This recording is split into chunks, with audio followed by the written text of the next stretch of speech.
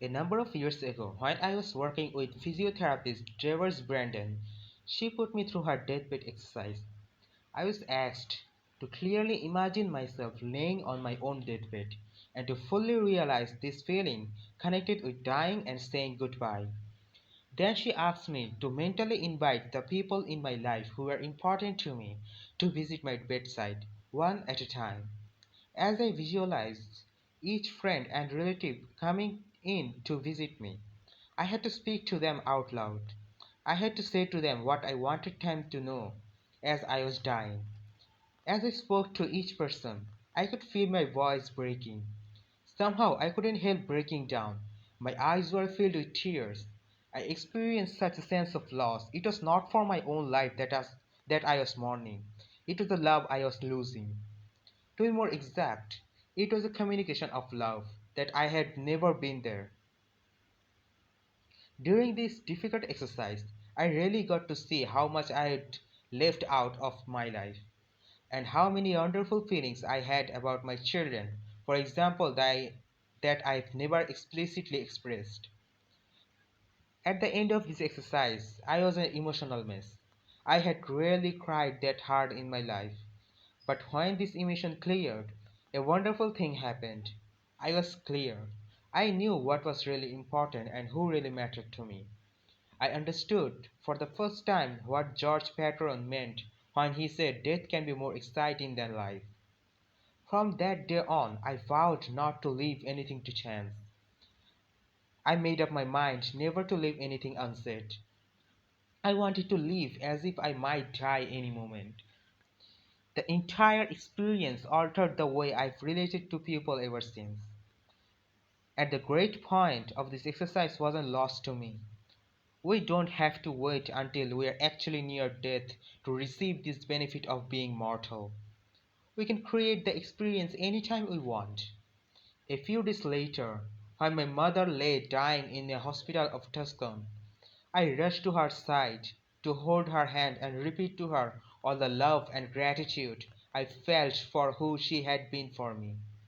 When she finally died, my grieving was very intense, but very short. In a matter of days, I felt that everything great about my mother had entered to me and would live there as a loving spirit forever.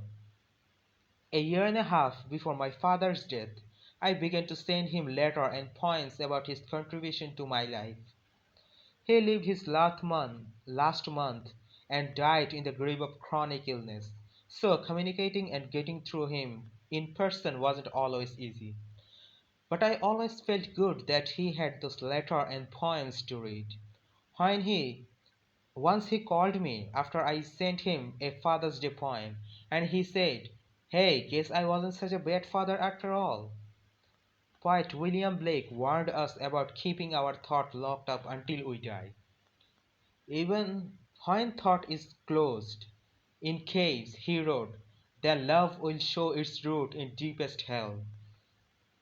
Pretending you ain't going to die is detrimental to your enjoyment of life. It is detrimental in the same way that it would be detrimental for a basketball player to pretend there is no end to the game he was playing. The player would reduce his intensity, adopt a lazy playing style, and of course end up not having any fun at all. Without an end, there is no game. Without being conscious of death, you can't be fully aware of the gift of life.